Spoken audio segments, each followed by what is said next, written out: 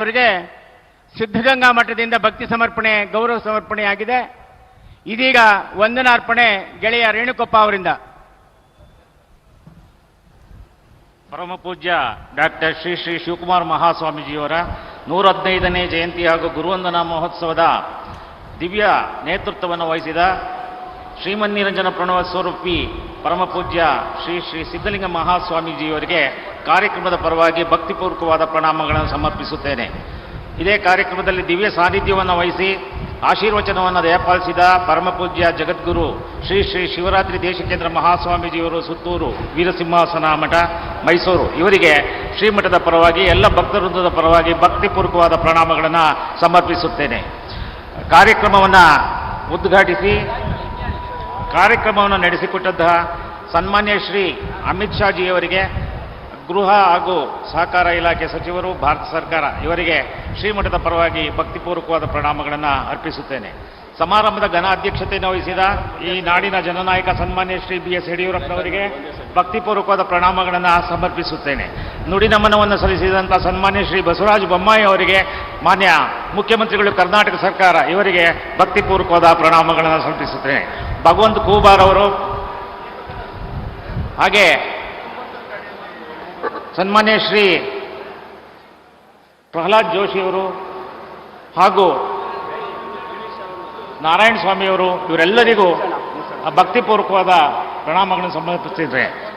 ಎಲ್ಲರಿಗೂ ವೇದಿಕೆಯಲ್ಲಿದ್ದಂತಹ ಎಲ್ಲ ಶಾಸಕರು, ಸಚಿವರು ಮತ್ತು ಹಿರಿಯರಿಗೆ, ಗಣ್ಯರಿಗೆ ಹೃತ್ಪೂರ್ವಕವಾದ ಧನ್ಯವಾದವನ್ನು ಸಮರ್ಪಿಸುತ್ತೇನೆ.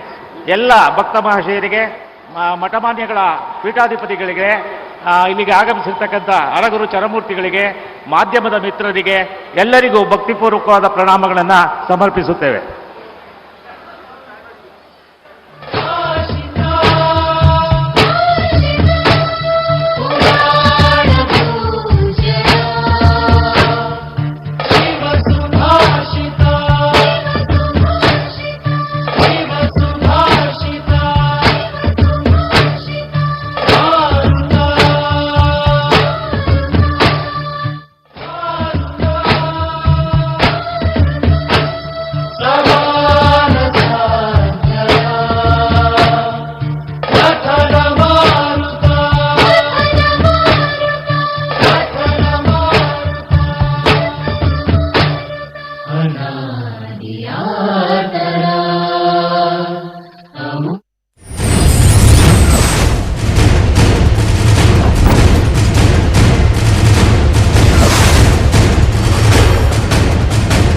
ಇದು ಅಮಿತ್ ಶಾ ಅವರ ಮಾತು.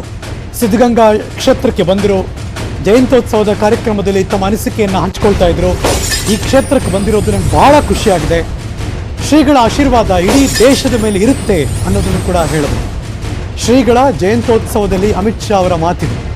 ಶಿವಕುಮಾರ ಸ್ವಾಮೀಜಿಗಳನ್ನ ವಿವಿಧ ಅವತಾರಗಳಲ್ಲಿ ನೋಡ್ತಿದ್ದಾರೆ. ಕೆಲವರು ಬಸವಣ್ಣ ಅಂದರೆ, ಕೆಲವರು ಪರಮಾತ್ಮ ಅಂತಿದ್ದಾರೆ. ಶ್ರೀಗಳ ಬಗ್ಗೆ ನೆನಪಿಸ್ಕೊಂಡ್ರು. ಅಟಲ್ ಬಿಹಾರಿ ವಾಜಪೇಯಿ ಅವರು ಹೇಳಿದಂಥ ಮಾತನ್ನ ತಾವು ಕೂಡ ನೆನಪಿಸ್ಕೊಂಡ್ರು. ಉತ್ತರದಲ್ಲಿ ಗಂಗಾ, ದಕ್ಷಿಣದಲ್ಲಿ ಸಿದ್ಧಗಂಗಾ ಅಂತ ಹೇಳಿದ್ರು. ಬಡ ಮಕ್ಕಳಿಗೆ ಉಚಿತ ಶಿಕ್ಷಣ ಕೊಡಲಾಗ್ತಾ ಇದೆ. ಕೊರೋನಾ ಟೈಮ್ನಲ್ಲಿ 2 ವರ್ಷಗಳ ಪಡಿತರ ವಿತರಣೆ, ಇದೆಲ್ಲ ಸಾಧ್ಯವಾದದ್ದು ಪ್ರಧಾನಿ ಮೋದಿ ಅವರ ಸರ್ಕಾರದಲ್ಲಿ ಅನ್ನೋದನ್ನು ಕೂಡ ಹೇಳಿದ್ರು. 7 ವರ್ಷಗಳಲ್ಲಿ 3 ಕೋಟಿ ಮನೆಗಳ ನಿರ್ಮಾಣದ ಬಗ್ಗೆ ಮಾತಾಡಿದ್ರು. ಮಾತೃಭಾಷೆಯಲ್ಲಿ ತಾಂತ್ರಿಕ ಶಿಕ್ಷಣ ಕೊಡಲಾಗ್ತಾ ಇದೆ ಅನ್ನೋದನ್ನು ಕೂಡ ಹೇಳಿದ್ರು ಕೇಂದ್ರ ಗೃಹ ಸಚಿವರು. ದೇವರ ಜಯಂತ್ಯೋತ್ಸವದ ಕಾರ್ಯಕ್ರಮದಲ್ಲಿ ಪಾಲ್ಗೊಂಡು ಕಾರ್ಯಕ್ರಮವನ್ನು ಉದ್ಘಾಟನೆ ಮಾಡಿ ತಮ್ಮ ಅನಿಸಿಕೆಯ ಸಂದರ್ಭದಲ್ಲಿ ಎಲ್ಲವನ್ನು ಕೂಡ ನೆನಪು ಮಾಡಿಕೊಂಡ್ರು. ಅವರ ಮಾತೇನಿತ್ತು ಇನ್ನೊಮ್ಮೆ ನಿಮಗೋಸ್ಕರ. कई सालों तक 600 साल से पुराना स्थान अनेक लोगों के जीवन में ऊंचाई और उत्कर्ष लाने का कारण बना है. इसीलिए शिव कुमार स्वामी जी को आधुनिक युग का बसवन्ना भी सभी लोग कहते हैं. कई लोग उनको जीवत भगवान का भी नाम देते हैं. 1908 से लेकर वो मठ के प्रमुख 1930 में बने और जीवन के अंतिम सांस तक मठ को अनेक लोगों के जीवन का उद्धार का केंद्र बनाया। पक्षपात रहित समभाव के विचार को उन्होंने आगे लिया और बसवण्णा के सभी वचनों को जमीन पर उतारने का निष्ठापूर्वक प्रयास किया। उन्होंने त्रिविधा दसों के सिद्धांत को जमीन पर उतारा और सालों तक कई लोग इस सिद्धांत को आगे ले जाए, इस प्रकार का एक कर्म का संदेश दिया। संदेश कई प्रकार से, कोई अपने वचनों से देता है, कोई अपने ज्ञान से देता है, मगर शिव कुमार स्वामी जी ने अपने कर्म से संदेश दिया जो युगों युगों तक आगे याद रहने वाला है। अन्न, अक्षर और आश्रय, ये तीनों को इन्होंने चरितार्थ करने का काम किया।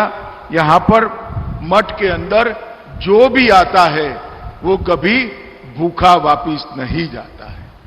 गरीब से गरीब बच्चे को यहां पर शिक्षा की व्यवस्था है, रहने की व्यवस्था है। मैं अभी पूछ रहा था सिद्धलिंगा स्वामी जी को कि कितने बच्चे हैं।